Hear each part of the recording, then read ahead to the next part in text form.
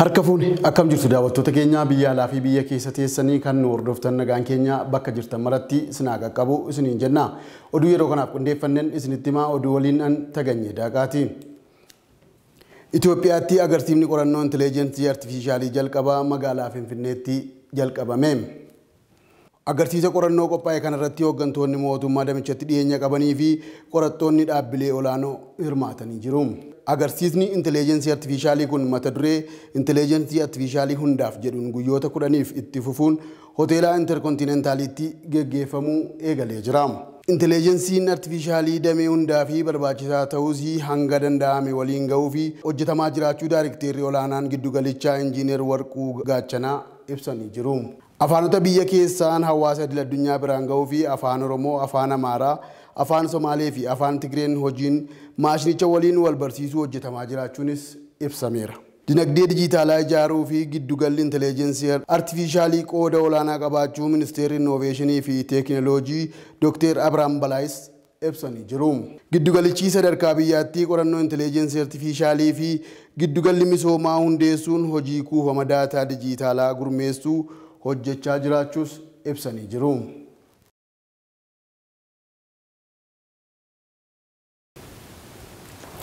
Biiroon eegumsa fayyaa mootummaa naannoo Oromiyaa fi itti gaafatamaan abbaa alangaa waliigalaa mootummaa naannoo Oromiyaa waliin ta'uun dhimma vaayirasii koronaa irratti ibsa waloo miidiyaaf laatanii jiru. Girmaa Guddisaa dabalata isaa akka taanutti isinitti hima. Dhimma dhibee vaayirasii koronaatiin wal qabatee biiroon eegumsa fayyaa mootummaa naannoo Oromiyaa fi itti gaafatamaan abbaa alangaa waliigalaa mootummaa naannoo Oromiyaa waliin ta'uun guyyaa har'aa Ebla 7 bara 2013 ibsa waloo baasanii jiru. Ibsa isaanii kanaanii hojjettoonni dhaabbilee mootummaa keessatti hojjetan haguuggii afaanii fi funyaanii osoo hin kaawwatiin tajaajila kennuun yakka akka ta'ee fi dhibee vaayirasii koronaatiif kan saaxilu jechuun hoogganaan biiroo eegumsa fayyaa Oromiyaa Dr. Mangistuu Baqqalaa himanii jiru. Namoonni haguuggii afaanii fi funyaanii odoo hin godhatin tajaajila kennuun yakka jedheetan fudhadha. Itti gaafatamummaa dhuunfaa qofa odoo hin ta'e itti gaafatamummaa hawaasaa guddaatu irra jira.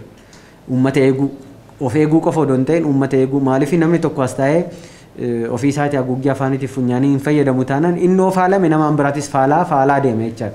Nama tokkorraa nama biraatitti dabarsaa deema waan ta'eef dhimmoonni kun sirriitti ilaalamuu akka qaban kaasuu barbaada jechaadha. Kanan biraa manneen amantaati. Manneen amantaati irratti haala addaatiin sababni xiyyeeffachaa jiru toora sanitti wal tuttuqqaa guddaa waan jiruuf. Hordoftoonni amantaa sanii almost of eeggannoon achitti godhan baay'ee rakkisaadha. Iddoon isaatis dhiphoodha. Meeshaan waliin fayyadamanis baay'ee waan ta'eef manneen amantaa keessatti dhimmoonni kun of eeggannoo akka barbaadan ilaaluun gaarii ta'a jechaadha. Namoonni bakka sirna awwaalcha irratti argaman qajeelfama dhibee vaayirasii koronaa dagachuun dhibee kanaaf saaxilamaa akka jiranis dubbatanii jiru. Sirna awwaalcha irratti kan kaasuu barbaadu nama COVID-19 du'e qofa odoo hin ta'in namni nama awwaaluudhaaf achi deemu hundumtuu ofii isaatii saaxilamummaa guddaa waan qabuuf namoota awwaalcha deeman san keessas namoonni COVID-19 qaban jiraachuu waan danda'aniif amma namni ka gaafachaa jiru maaliin du'eedha. Nama du'e reeffa du'e san yookaan reeffa awwaalamaa jiru san odoo hin ta'in namoonni nama awwaaluudhaaf achitti argaman sun eenyu akka ta'an hin beekaman waan ta'eef namni fageenya isaa eegee meeshaalee of eeggannoo san fayyadamee too sirna akkasii geggeessuun dirqama ta'ee bakka jirutti amma kan nu qunnamaa jiru akkasii moti namni walumarra tuulame iddoo tokkotti baay'atee too sirna awwaalchaa geggeeffamaa jira waan ta'eef kun baay'ee rakkisaadha. Akka ministeerri fayyaa qajeelfama baasetti qajeelfamni ministeerri fayyaa aktuaalii labsii duraa san irraa ka'eeti ka ba'e. Piraaktikaalii akkamitti hojjetamaa ka jedhu san ifa godhuudhaaf qajeelfama ta'e malee labsiinis kanuma dubbachaa ture. Nama 50 ol ta'uu hin qabudha kan kaasaa jiru. Garuu amma nama 50 moti iddoo tokko tokkotti hoggaa laallu almost taajjabbii keenyan namni lafarratti hafee waan jiru hin fakkaatu. Hordoftoota amantaa musliimaatiif baga ji'a soomanaa kanaan isin gahe jechuun yeroo soomanaa dhibee vaayirasii koronaa irratti of eeggannoo akka taasisuun himuun hordoftoota amantaa kiristaanaatiif ayyaana gara fuulduraaf kabajamaa jiruuf of eeggannoo akka taasisanis Dr. Mangistuu Baqqalaan dhaamanii jiru. Hordoftoota musliimaatiif baga ji'a eebbifamaa kanaaf isin gahe baga ji'a soomana kana isin gahe garuu immoo akkuma duratti kaasaa ture iddoo amantaatitti namoota adda addaatitti wal ga'a dhimmoota waliin fayyadamnu baay'eetu jira. Kana beekneetoo of eeggannoon guddaan akka godhamu dhimmoota ofii keenya dhuunfaadhaan fayyadamuu dandeenyu irratti akka xiyyeeffachuu dandeenyu fi fageenya keenya eeggachuu qulqullina dhuunfaa keenya fi naannoo keenya eeguu dabalataanis immoo haguuggii afaanii fi funyaanii kana fayyadamuun itti fufuu qaba. Hordoftoota amantaa kiristaanaatiifis fuuldura keenya ayyaana guddaatu jira.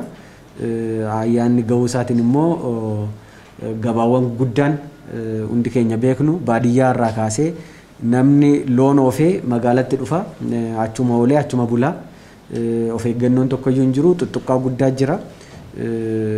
Minaalbaata toora sanitti ka magaalaa irratti jiru kun ka magaalaa irratti hammaachaa jiru kun gara baadiyyaatti deebi'ee faca'uudhaafis carraa guddaa kenna waan ta'eef of eeggannoo guddaadhaan akka hojjetamuu danda'u. Qaamoleen mootummaas ta'e kan dhuunfaa waltajjii garaagaraa qopheessanii fi qajeelfama COVID-19 cabsan seeraan ni gaafatamu jechuun itti gaafatamaan abbaa alangaa waliigala Oromiyaa obbo Hussein Usmaan himanii jiru. Walgahiin tokko yoo gaggeeffamu qaamni waltajjii yookiin walgahii waamu sun of eeggannoo maal taasisuu qaba? Qaamni waltajjii waamame sunis ammoo maal godhuu qaba akka jedhu labsii kana keessatti taa'amee jira. Akka dirqamaatitti kan ta'e nama 50 caaluu akka hin qabnedha waltajjiin tokko. Haa ta'uti garuu barbaachisaa yoo ta'e galmi sun yoo galma keessa ta'e galmi sun bal'inni isaa ilaalamee waan galmi sun qabachuu danda'u dirqama irratti dabaluu barbaachisee tokko afuraffaa dabaluun akka danda'udha. Qajeelfama kanaan kan ta'e sunuyyuu fageenyi isaa meetirii 2 yookiin tarkaanfii nama guddaa 2 ka jedhu sun eeggamuu qabu. Kun amma eeggamaa hin jiru. Miti nama 50 miti nama 10,000 galma tokko keessatti yeroo ammaa ka geggeeffamaa jiru. Itti gaafatamaan eenyu jalqaba qaama waltajjii san qopheesseedha. Dhaabbata dhuunfaa haa ta'u qaama mootummaa haa ta'u homaa gaafii hin qabu. Qajeelfamichi cabsee jira, cabee jira. Itti gaafatamummaa hordofsiisa jechuudha. Akkasumas konkolaachistoon humnaan ol nama fe'anii yoo argaman seeraan gaafatamuu akka qabanis himaniiti jiru. Qajeelfamni kun kan konkolaataan suni fe'uuf hayyamame olitti fe'uu akka hin qabnedha. Dachaan gaafatamuu qaba namni taarifaa olitti fe'ee argamu. Gama tokkoon seera geejjibaa cabsee jira. Dabaree fe'ee jira. Karaa biraatiin dhibee kanaaf namoonni akka saaxilaman godhee jira. Gama lamaaniinuu gaafatamuu qabu. Seerri lamaaniinuu of danda'ee jira jechuudha. Seera lama cabsaa jiru. Seera COVID-19 yookiin qajeelfama COVID-19 ittiin to'achuuf bahe kana cabsee jira. Namni dabaree fe'ee jechuun yookiin kan fe'uu qabu olitti fe'ee argame. Karaa biraatiin seera geejjibaa cabsee jira. Namni kun waan lamaan gaafatamuu deema jechuudha. Isa kanarratti tiraafikoonni kennu hojjettoonni geejjibaa to'attoonni yoomiyyuu caalaa wanta kanarratti. Dr. Faanaa Agoos pirezidaantii yuunivarsiitii Maqalee ta'uun muudamanii. Dr. Faanaan biiroo haqaa naannoo Tigraayitti haadha alangaa akkasumas yuunivarsiitii Maqaleetti muummee seeraa keessatti gargaartuu piroofeesaraa ta'uun waggoota 12f tajaajilanii jiru. Dabalataan daayirektera innoveeshinii sirna koorniyaa fi diinii kolleejjii seeraa fi heeraa mootummaa ta'uunis tajaajiluu isaaniitu ibsame. Hojiin suphaa naannoo dhagaadhaa bii xiyyaa xumuramuun daawwattootaaf banaa ta'uu ministeerri aadaa fi turizimii beeksise.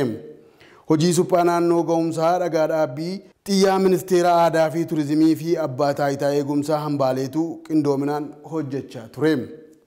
Hojiin suphaa bo'ii lolaa miidhagsuu fi hojiileen fakkii kaasuu hojjetamuu ragaan ministeera aadaa fi turizimii irraa argame kan mul'isudha. Dhagaan dhaabbii xiyyaa bara faranjootaa 1980 galmee dhaabbataa barnoota saayinsii fi aadaa fi idil addunyaa yookaan yuuniskootti galmaa'uunsaas kan yaadatamudha. Egaan daawwattoota keenyaa oduun yeroo kanaaf qindeeffannee kanneen hangammaa hordoftan ture. Yaadaa fi qeeqa qabdan karaa ergaa gabaabaa 74 44 nu qaqqabsiisaa jecha qophiilee keenya hafan waliin yeroo gaarii.